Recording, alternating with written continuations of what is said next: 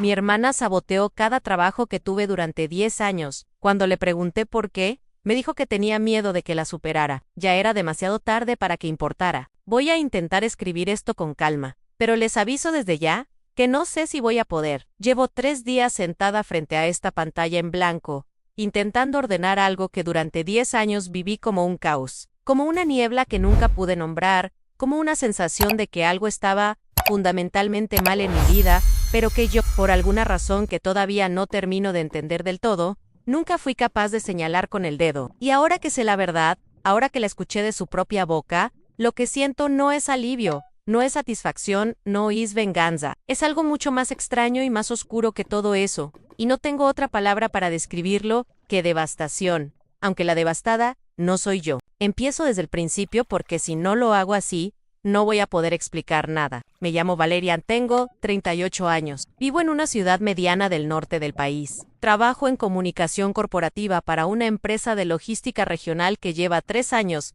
creciendo a un ritmo que, honestamente, todavía me sorprende cuando lo veo en los informes. Tengo un departamento que pagué yo sola, un gato gordo y viejo llamado Brecht, 2 plantas que no se mueren a pesar de todo, y una vida que desde afuera parece razonablemente armada. Desde adentro es un poco más complicada, como le pasa a casi todo el mundo, supongo. Pero en términos generales, estoy bien.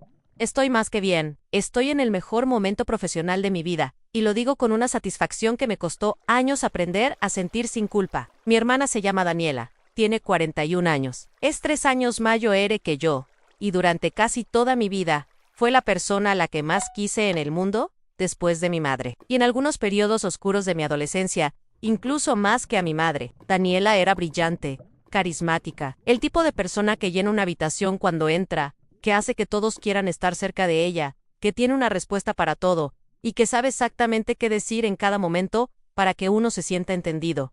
Era, en pocas palabras, la hermana perfecta. O eso pensé durante 28 años. Crecimos en una casa con recursos limitados, pero no dramáticamente pobres. Mi padre trabajaba en la administración municipal, mi madre daba clases en una escuela primaria, teníamos lo suficiente, aunque lo suficiente en nuestra casa significaba que los extras había que justificarlos, que los caprichos no existían como categoría, y que el dinero era un tema de conversación constante, aunque nunca de crisis real. Lo que sí existía, y esto lo entiendo ahora con una claridad que en su momento no tenía, era una jerarquía invisible, pero absolutamente operativa dentro de la familia. Daniela era la mayor, la inteligente, la que había sacado las mejores notas, la que mi madre mostraba con orgullo en las reuniones, la que mi padre defendía incluso cuando no había nada que defender.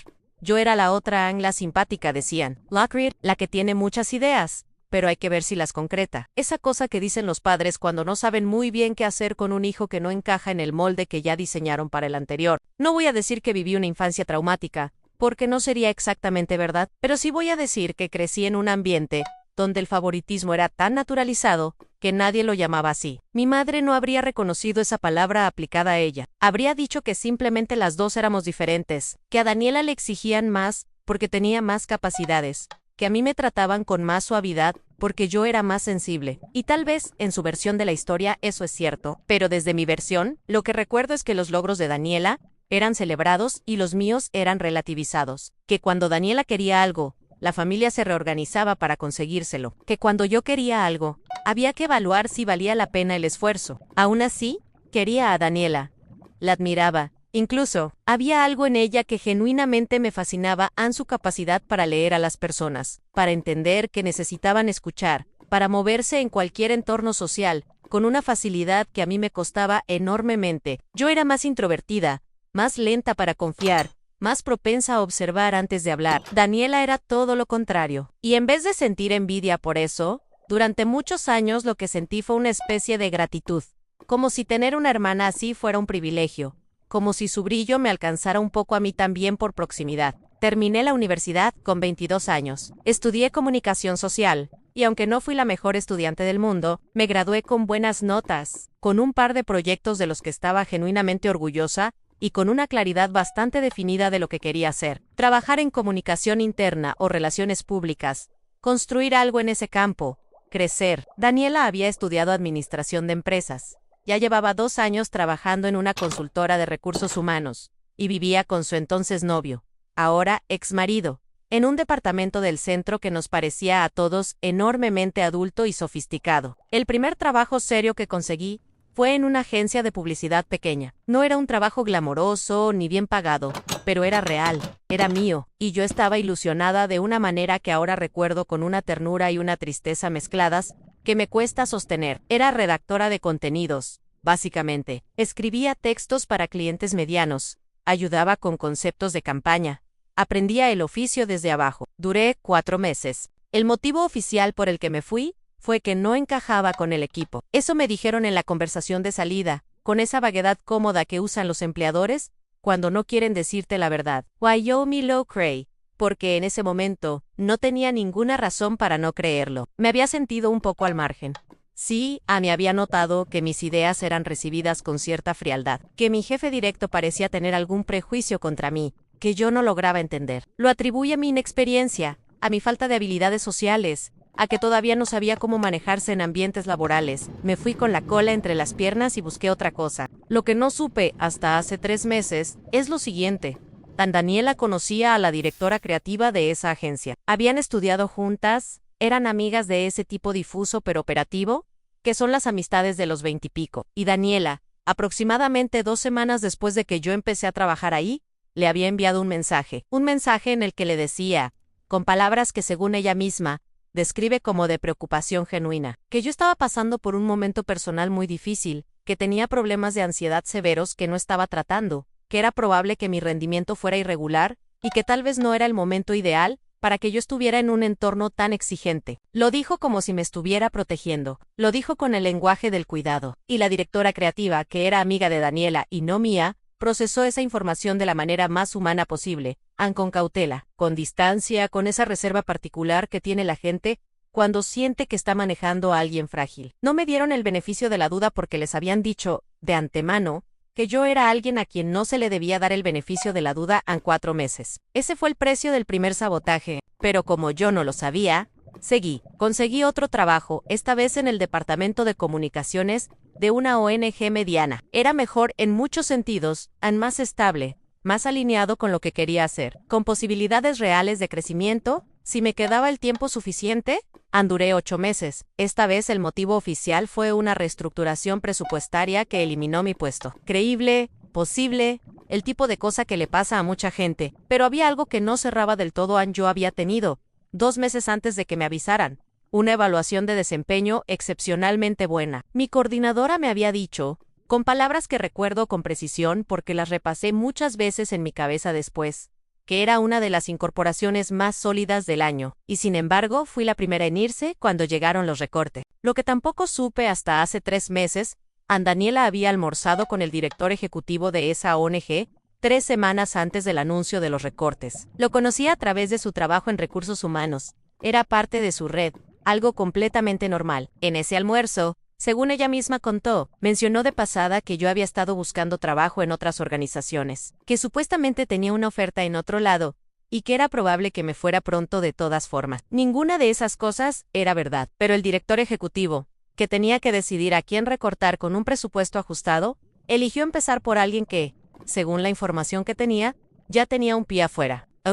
Eso costó el segundo sabotaje. Para ese punto de mi vida yo tenía 24 años. 2 trabajos terminados en menos de 1 año, una autoestima profesional que empezaba a mostrar grietas visibles y una voz interior que se iba volviendo cada vez más cruel. Empecé a pensar que el problema era yo, que había algo en mi manera de trabajar, en mi personalidad, en cómo me presentaba, que generaba rechazo o desconfianza. Empecé a dudar de mis propias capacidades de una manera que nunca había dudado antes, y en ese momento de duda y fragilidad, ¿a quién recurrí? A Daniela, claro, a mi hermana mayor, la que siempre sabía qué decir, la que me entendía, la que me conocía mejor que nadie. Y Daniela me escuchó, me abrazó. Me dijo que era normal sentirse así al principio de la carrera, que el mercado laboral era duro, que yo tenía talento pero que a veces el talento solo no alcanzaba, que había que aprender a leer los entornos, adaptarse en medio, consejos, buenos consejos incluso, del tipo que uno da cuando quiere parecer útil sin revelar nada. Me recomendó que trabajara en mi comunicación no verbal,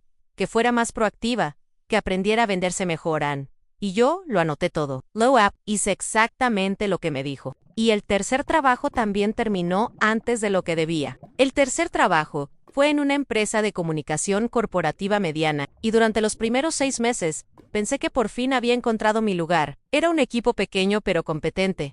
La dinámica era buena. Mi jefa directa se llamaba Mónica, y era el tipo de profesional que a mí me habría gustado ser en Clara. Directa, exigente, pero justa, con una capacidad para ver el potencial de la gente que no era común. Mónica me dio responsabilidades reales desde temprano. Me encargó proyectos propios, me incluyó en reuniones con clientes donde yo no tenía por qué estar todavía. Fue en muchos sentidos la primera jefa que genuinamente creyó en mí, y eso significó más de lo que soy capaz de expresar sin ponerme a llorar aquí mismo. Duré 11 meses. Esta vez no hubo recortes ni incompatibilidades de equipo. Esta vez me fui yo. O al menos eso es lo que parece en el papel. La verdad es que me fui porque Mónica empezó a cambiar su actitud hacia mí de una manera que no entendí hasta meses después, cuando ya era demasiado tarde para hacer nada. Hubo una semana, recuerdo la semana con precisión porque la repasé en mi mente cientos de veces, en la que de la noche a la mañana dejé de ser incluida en ciertas conversaciones. Proyectos que se suponía que eran míos empezaron a ser reasignados sin explicación. Cuando le pregunté a Mónica si había hecho algo mal, ella me miró con una expresión que yo en ese momento leí como decepción, pero que ahora entiendo que era algo más parecido a incomodidad. La incomodidad de alguien que sabe algo que no puede decirte. Me enteré mucho tiempo después, de manera indirecta, que Daniela había contactado a Mónica. No sé exactamente cómo llegaron a conocerse. Sospecho que fue a través de LinkedIn o de algún evento de networking, al que Daniela asistía con regularidad, porque su trabajo se lo pedía. Lo que sé es que Daniela le había dicho a Mónica, en algún momento de esa semana fatídica, que yo tenía problemas con el alcohol. Q era functional, pero que en periodos de estrés tendía a descompensarme, que la familia estaba preocupada, que Mónica debía saberlo porque así podría ayudarme si veía señales. No tengo problemas con el alcohol, nunca los tuve. Bebo socialmente, con moderación, como la mayoría de la gente que conozco, pero eso no importa, porque la mentira no necesitaba ser verificable para ser efectiva. Solo necesitaba crear una duda.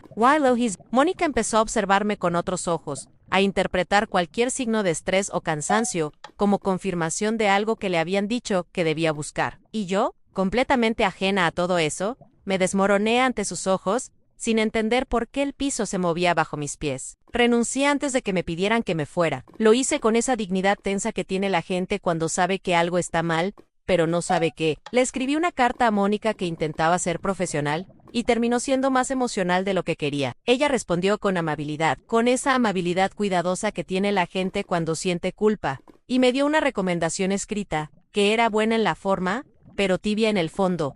Exactamente el tipo de recomendación que no cierra puertas, pero tampoco las abre del todo. Esa noche, llamé a Daniela llorando. Le conté todo. Ella me escuchó durante 1 hora. Me dijo las cosas correctas. Me preguntó cómo me sentía. Me sugirió que tal vez necesitaba hablar con alguien, un psicólogo, alguien que me ayudara a procesar por qué los entornos laborales me resultaban tan difíciles. Me lo dijo con tanta suavidad, con tanta aparente preocupación genuina, que yo me fui a dormir esa noche convencida de que tenía el problema más adentro de lo que creía, que el patrón no estaba fuera, que el patrón era yo. Y eso, ahora que lo entiendo, fue tal vez la parte más perversa de todo.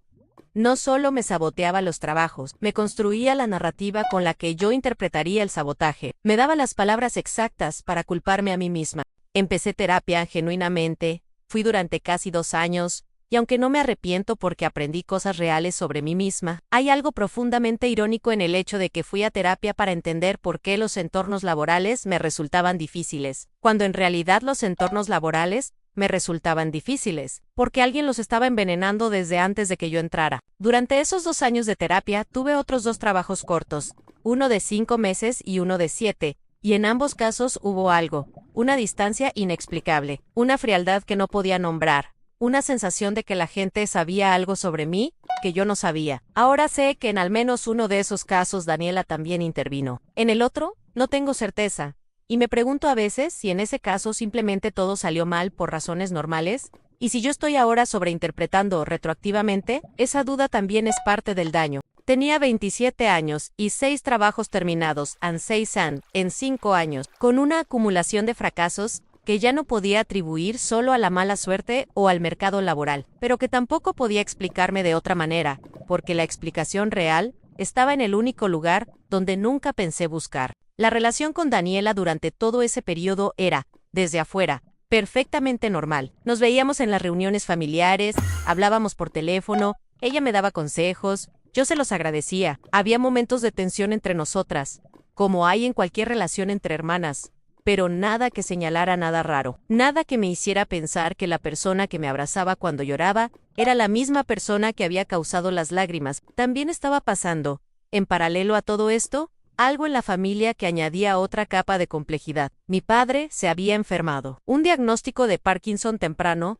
que llegó cuando yo tenía 26 años, y que fue cambiando la dinámica de la casa de maneras lentas pero profundas. Mi madre empezó a necesitar más ayuda. Las visitas se volvieron más frecuentes, las conversaciones más pesadas. El peso emocional de todo eso se distribuyó, como siempre, de manera desigual. Daniela era la que coordinaba, la que hablaba con los médicos, la que tomaba las decisiones. Yo era la que iba cuando podía, la que ayudaba económicamente, aunque en ese periodo yo apenas tenía estabilidad económica propia, la que se sentía siempre un paso atrás. Mi padre murió cuando yo tenía 29 años. Eso merece su propio espacio para ser dicho, porque la muerte de un padre no es solo un evento, es una reorganización de todo, de quién sos, de cómo te ubicas en el mundo, de qué significa la familia. Mi padre y yo no habíamos tenido una relación fácil. Él era el hombre que más claramente había mostrado preferencia por Daniela, el que más abiertamente había relativizado mis logros y celebrado los de ella, y sin embargo su muerte me rompió de una manera que no esperaba, porque también era el hombre con quien había soñado alguna vez tener una conversación real, una en la que me mirara como lo que era y no como lo que no era Daniela. Esa conversación nunca pasó. Lo que sí pasó, alrededor del funeral, y después de él, fue la primera grieta real que tuve con Daniela. Mi padre había dejado algunos ahorros, no una fortuna, pero sí algo significativo en el contexto de nuestra familia. Había también una propiedad, una casa pequeña en un pueblo cercano que había sido de mis abuelos y que él había heredado. Mi madre era la heredera principal de todo, eso estaba claro, pero había un párrafo en las conversaciones familiares sobre ese patrimonio que empezó a incomodarme, porque cada vez que se tocaba el tema, Daniela tenía una opinión muy formada sobre cómo debía manejarse, y esa opinión, invariablemente, tendía a concentrar las decisiones en ella. No voy a decir que Daniela robó la herencia, no sería exactamente verdad. Lo que sí voy a decir es que en los meses siguientes, a la muerte de mi padre, Daniela convenció a mi madre de que lo más sensato era que ella administrara los ahorros, porque mi madre no estaba en condiciones, y porque yo no tenía estabilidad suficiente para tomar decisiones financieras serias. Mi madre, que estaba en el dolor más profundo de su vida adulta, y que siempre había confiado en Daniela para estas cosas, aceptó. Yo también acepté, en parte porque estaba hundida en mi propio duelo, en parte porque no tenía energía para pelear, y en parte porque seguía sin poder nombrar la incomodidad que sentía alrededor de Daniela, como algo más que una sensación vaga. La casa del pueblo se vendió 2 años después. El dinero fue a una cuenta que administraba Daniela en nombre de la familia. Parte de ese dinero se usó para reformar la casa donde vivía mi madre. Parte desapareció en los pliegues de los gastos administrados por Daniela, de los que nunca hubo rendición de cuentas clara. Cuando lo pedí, una vez, con cuidado, con toda la diplomacia que pude reunir, Daniela me miró con esa expresión suya de ligero agravio, y me explicó patientmente cuánto había trabajado ella para gestionar todo eso, lo difícil que había sido, lo poco que yo había estado presente. Me hizo sentir que preguntar era una traición. Volví a callarme otra vez. Tenía 30 años.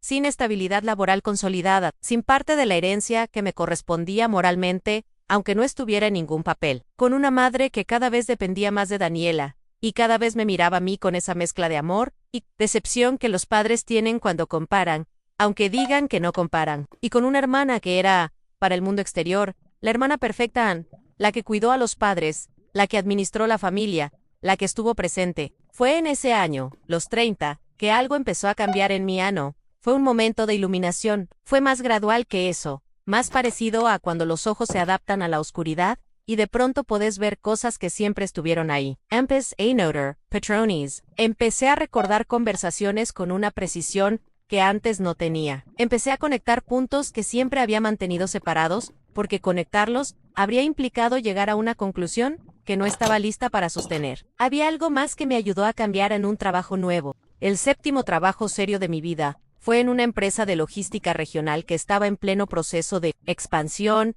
y que necesitaba construir un departamento de comunicación desde cero. Me lo ofreció alguien que me conocía de la universidad, un contacto que no tenía ninguna conexión con Daniela, que no formaba parte de ninguna red social que ella frecuentara, que me eligió basándose en un portfolio y en una entrevista de 2 horas en la que, por primera vez en mucho tiempo, sentí que la persona del otro lado me estaba viendo a mí, y no a la versión filtrada de mí que alguien más había construido. Empecé ese trabajo con un cuidado casi supersticioso. No le conté a nadie de mi familia dónde era exactamente, con quién, cuáles eran mis contactos internos. Le dije a Daniela que había conseguido trabajo, pero fui vaga en los detalles, algo que en ese momento justifiqué ante mí misma como no querer hablar de trabajo en familia, pero que en realidad era instinto puro, la inteligencia del cuerpo protegiéndose de algo que la mente todavía no nombraba. Duré por primera vez en 10 años. Duré. El primer año en esa empresa fue el más difícil de mi carrera, pero difícil de una manera completamente distinta a lo que había vivido antes. Difícil porque el trabajo era genuinamente exigente, porque construir un departamento desde cero implica tomar decisiones sin red, porque hubo momentos en que dudé de mis propias capacidades con una intensidad que me recordaba a los peores años, pero esta vez la duda era mía, real, nacida del trabajo mismo, y no de una percepción externa contaminada. Y eso, extrañamente, la hacía más manejable. Algo que empecé a notar en ese primer año, algo que no había podido notar antes porque nunca había durado suficiente, fue que era buena en lo que hacía, genuinamente buena, que las ideas que tenía no eran solo interesantes en abstracto, sino que funcionaban en la práctica, que mis colegas me buscaban para resolver problemas porque sabían que encontraría soluciones, que mi jefe me daba responsabilidades crecientes, no por camaradería, sino porque le convenía económicamente hacerlo. Esa realización fue más lenta de lo que debería haber sido. Tardé meses en confiar en ella, en no esperar que algo viniera a desmentirla. Durante ese periodo empecé también, casi sin querer, a reconstruir la historia de los 10 años anteriores. No lo hice de manera sistemática, ni con la intención de llegar a ninguna conclusión particular. Lo hice porque el bienestar laboral que estaba experimentando creaba por contraste un relieve que antes no era visible.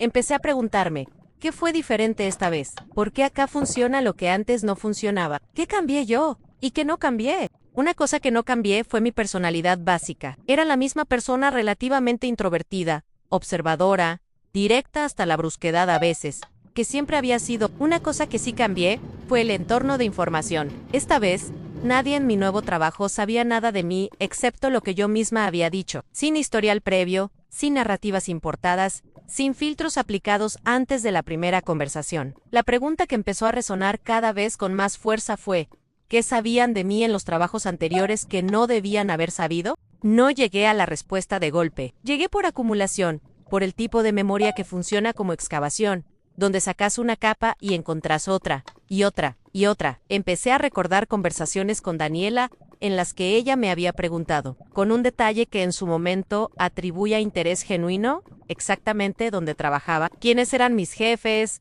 cómo se llamaba mi empresa, qué tipo de clientes tenían, preguntas que yo respondía sin pensar, porque era mi hermana y uno no piensa en esas cosas cuando es su hermana. Empecé a recordar que en al menos 3 de los trabajos que terminaron mal, había cruzado a Daniela con algún colega o contacto en algún evento, algo que en ciudades medianas no es inusual, pero que de pronto empezaba a tener un peso diferente. Empecé a pensar en la manera en que Daniela siempre había tenido una opinión sobre mis trabajos, siempre había tenido algo que señalar, siempre había habido un pero, después del reconocimiento, no podía probarlo. Eso era lo que me paralizaba. No tenía mensajes, no tenía testigos, no tenía nada más que un patrón y una intuición que seguía llamándome paranoica a mí misma cada vez que la escuchaba, porque eso también había aprendido bien a desconfiar de mi propia percepción, a asumir que si algo no cerraba, el error probablemente estaba en mí. Pero seguí en ese trabajo, y en el segundo año me ascendieron, y en el tercero, cuando el departamento que había construido desde cero ganó un reconocimiento interno y luego uno externo en un encuentro del sector, algo se asentó en mí que ningún sabotaje retroactivo podría ya desalojar. Era mía esa versión de Mian, completamente mía. La relación con Daniela durante esos 3 años fue convirtiéndose en algo extraño. Seguíamos viéndonos, seguíamos hablando. La dinámica familiar nos obligaba a mantener una relación que ninguna de las dos nombraba exactamente como era, pero yo había empezado a poner distancia, una distancia sutil que Daniela notó aunque nunca preguntó directamente. Había dejado de contarle detalles de mi trabajo, había dejado de pedirle consejos, había dejado de llamarla cuando algo salía mal, y Daniela, curiosamente, no había insistido, como si también ella sintiera que la distancia era una forma de equilibrio que convenía mantener. Lo que estaba pasando en la vida de Daniela durante esos años es relevante para entender lo que vino después, así que lo digo, aunque me cueste, a las cosas no le estaban yendo bien. Su matrimonio terminó en un divorcio amargo que duró más de lo que debería. El trabajo en la consultora se reestructuró, y ella pasó de una posición de liderazgo a una de coordinación media, un descenso que en el papel era sutil, pero que para alguien como Daniela, cuya identidad estaba muy construida sobre el éxito profesional, fue devastador. Sus amistades cercanas se fueron diluyendo, como pasa a los 40 cuando la vida se separa en caminos distintos, y yo, que durante 10 años había sido la hermana menor que fracasaba, estaba ahora, sin hacer ningún ruido al respecto, en una posición profesional que ella no tenía, y que, según empecé a darme cuenta, nunca había esperado que yo alcanzara. Creo que ese fue el detonante. No estoy segura. Nunca lo estaré del todo, pero creo que cuando la diferencia entre nuestras trayectorias se hizo visible, algo en Daniela no pudo manejarlo. La cena familiar fue en el mes de octubre del año pasado. La organizó mi madre, como siempre, con esa energía optimista que tiene para juntar a la familia en la misma mesa, aunque la mesa a veces parezca un campo minado. Éramos 8 o 9 personas en mi madre. Daniela, yo, la pareja de mi primo, 2 tíos, una prima que vive en otra ciudad y que volvió de visita. Hubo comida abundante, hubo vino, hubo de esa conversación de familia que mezcla lo cotidiano con lo viejo, los recuerdos con los reclamos suavizados, la ternura con la fricción. Daniela había bebido más de lo habitual esa noche. No estaba en un estado escandaloso, pero sí en ese punto particular donde el control se afloja sin que la persona se dé cuenta de cuánto. Lo noté desde temprano. Noté también que cuando hablaban de mi trabajo, cuando mi madre contó con orgullo algo sobre el reconocimiento que había recibido mi departamento, algo cruzó la cara de Daniela, que no era exactamente una sonrisa. La conversación giró hacia los años difíciles, cómo a veces pasan esas cosas en las reuniones familiares, cuando alguien abre una puerta que parecía cerrada. Mi prima preguntó, con genuina curiosidad y sin ninguna malicia, cómo había sido para mí empezar mi carrera. Si había sido difícil. Y yo respondí con honestidad, porque ya no me avergüenza, dije que sí, que los primeros 10 años habían sido muy difíciles, que había tenido muchos trabajos que terminaron antes de lo esperado, que durante mucho tiempo pensé que el problema era yo. Fue en ese momento que Daniela dijo, con una voz que tenía ese tono particular del que habla más para sí mismo que para los demás, que a veces tiene la gente cuando algo se les escapa, sin querer, claro, que terminaban. Yo me encargaba de que terminaran. El silencio que siguió fue de esos que tienen textura. Todos lo escuchamos. Nadie supo exactamente qué hacer con ello en los primeros 3 segundos. Después vinieron las risas nerviosas, la interpretación de que era una broma, la manera en que las familias metabolizan las revelaciones incómodas, convirtiéndolas en humor. Pero yo no me reí. Y Daniela me miró, y en esa mirada no había arrepentimiento todavía. Había algo más parecido al desafío, como si hubiera esperado ese momento más tiempo del que ella misma sabía. Le pregunté qué quería decir con eso, en voz baja, sin dramatismo, con la calma de alguien que de pronto entiende que el piso que creía inestable era en realidad perfectamente sólido, y que lo inestable era otra cosa. Y Daniela me lo dijo, no todo de una vez, no con la estructura limpia de una confesión ensayada, sino a pedazos, con la lógica fragmentada del alcohol y del cansancio, y de algo que llevaba mucho tiempo cargando. Me dijo que había hablado con gente en mis trabajos, que había contado cosas, que a veces no eran cosas verdaderas, que lo había hecho porque tenía miedo de que la superara. Esas palabras exactas, tenía miedo de que la superara. Lo dijo como si eso lo explicara todo, como si el miedo fuera una justificación suficiente, como si 10 años de mi vida laboral, destruidos desde adentro, tuvieran una lógica interna que los hiciera comprensibles. El resto de la mesa estaba paralizado. Mi madre tenía una expresión que no le había visto nunca, una mezcla de horror y de algo más antiguo, más pesado, que sospecho era el reconocimiento de su propio rol en haber construido una dinámica donde esto era posible.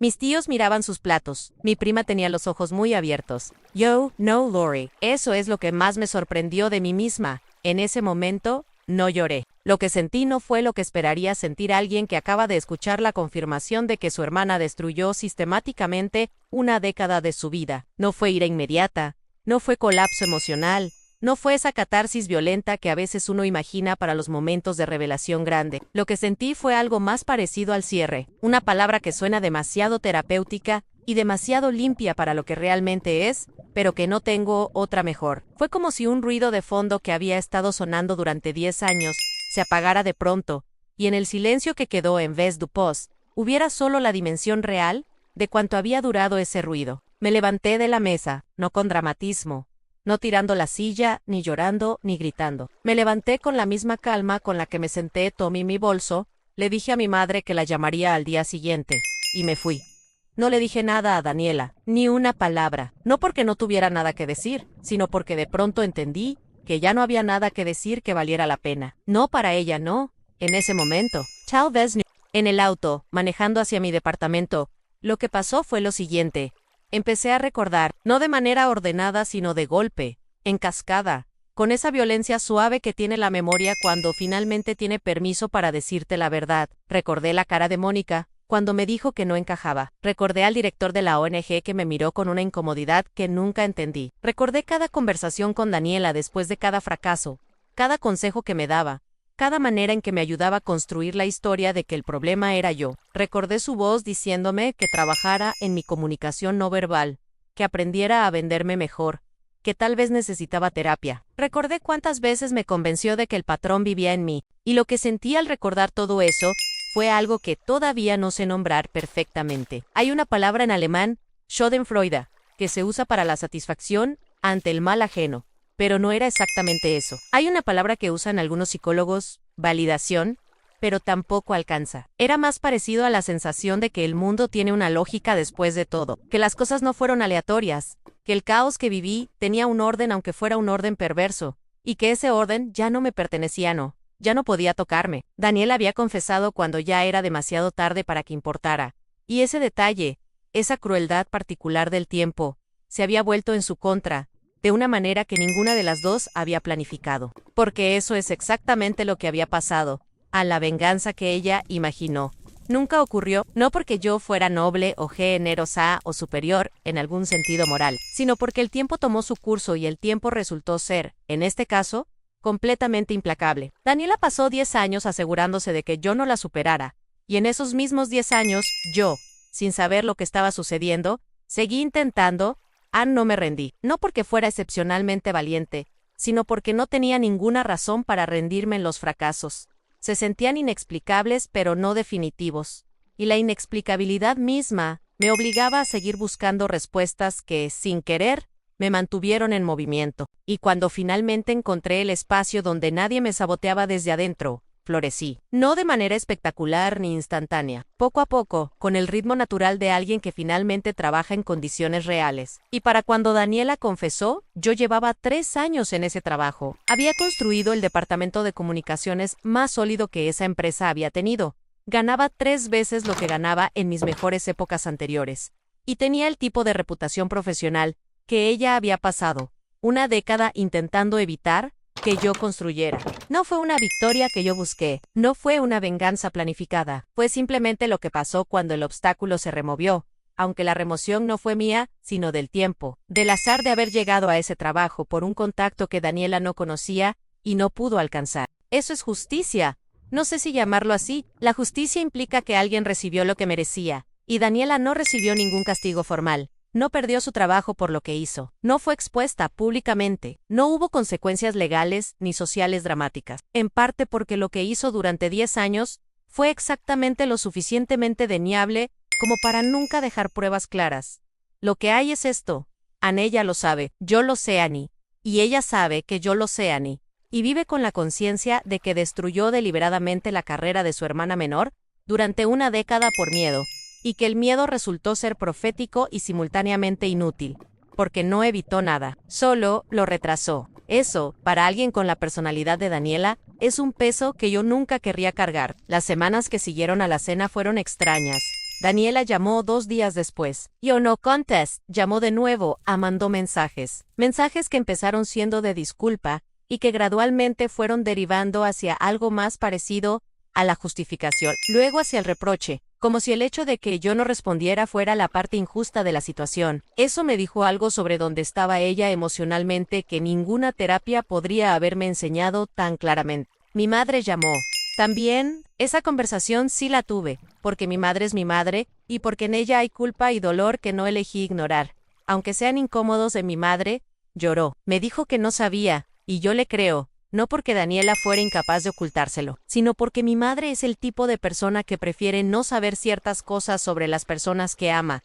Y Daniela entendió eso perfectamente y lo usó. Le dije a mi madre que estaba bien, que necesitaba tiempo que la quería. No le dije que parte de lo que sentía incluía una furia dirigida también hacia ella, hacia los años de favoritismo que crearon el terreno donde todo esto fue posible. Ese es un terreno que todavía no sé si voy a poder transitar con ella. Y por ahora, lo dejo estar. Con Daniela tomé una decisión que probablemente muchos van a encontrar fría o incompleta. No busqué una conversación, no busqué una reconciliación, no busqué tampoco una confrontación catártica, donde le dijera exactamente lo que pensaba y lo que había perdido por su causa. Esas conversaciones tienen sentido cuando hay algo que reparar o algo que resolver. No encontré ninguna de las dos cosas. Lo que encontré fue la conciencia de que Daniela hizo lo que hizo, que lo hizo sistemáticamente durante 10 años, que lo hizo disfrazado de amor y preocupación, y que en el momento de confesar, eligió hacerlo semipúblicamente, entre copas, de una manera que también podía ser negada como broma, si el contexto lo requería. Eso me dice más sobre quién es ella que cualquier conversación posterior. Lo que sí hice fue hablar con mi terapeuta, con esa terapeuta específica que llevo 3 años viendo, que me conoce bien, que sabe la historia de mis trabajos anteriores y que pasó meses ayudándome a procesar por qué los entornos laborales me resultaban difíciles. La conversación que tuvimos después de la cena fue una de las más densas y también una de las más importantes de esa terapia, porque tuvimos que hacer algo difícil en revisar retroactivamente lo que habíamos trabajado, separar lo que era genuinamente mío, mis miedos reales, mis patrones propios, mis áreas de crecimiento auténtico, de lo que había sido narrativa impuesta, historia falsa, autopercepción construida sobre mentiras ajenas. Eso llevó tiempo. Todavía lleva tiempo. No es un proceso que tenga una fecha de cierre. Lo que sí tengo claro, y esto lo digo para quien esté leyendo, y tal vez se reconozca en alguna parte de esto, es lo siguiente: en sí, durante años sentiste que algo no cerraba, que el patrón de fracasos era demasiado consistente para ser solo mala suerte, que la persona que más te apoyaba también era de alguna manera la que más te confundía.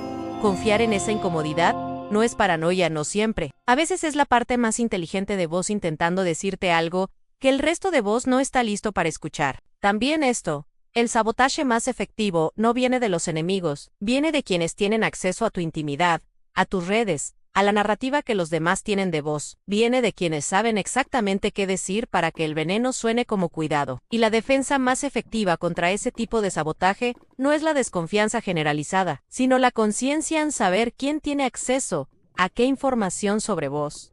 Y si ese acceso se justifica por la calidad de esa relación. Daniela tenía acceso a todo durante 10 años, porque yo asumí que el amor de una hermana era garantía de alineación de intereses.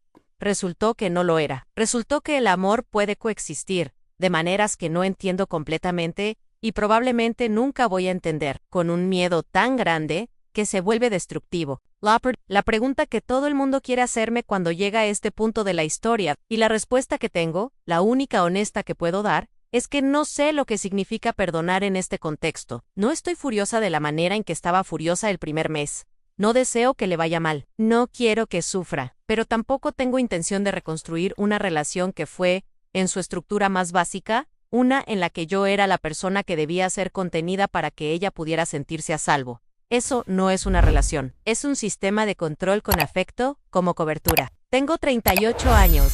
Tengo el mejor trabajo de mi vida. Tengo un departamento que pagué yo sola, un gato gordo llamado Brecht, 2 plantas que sobreviven a pesar de todo, y una historia que tardó 10 años en tener sentido. No es la historia que habría elegido. Por hoy Isla Maya, completamente, sin que nadie más pueda reclamar ningún crédito sobre cómo terminó. Y Daniela, que pasó 10 años asegurándose de que yo no llegara a donde estoy, tuvo que sentarse a la misma mesa familiar y escuchar a mi madre contar con orgullo exactamente dónde estoy. Si eso es karma, no lo celebro. Pero tampoco voy a fingir que no lo siento.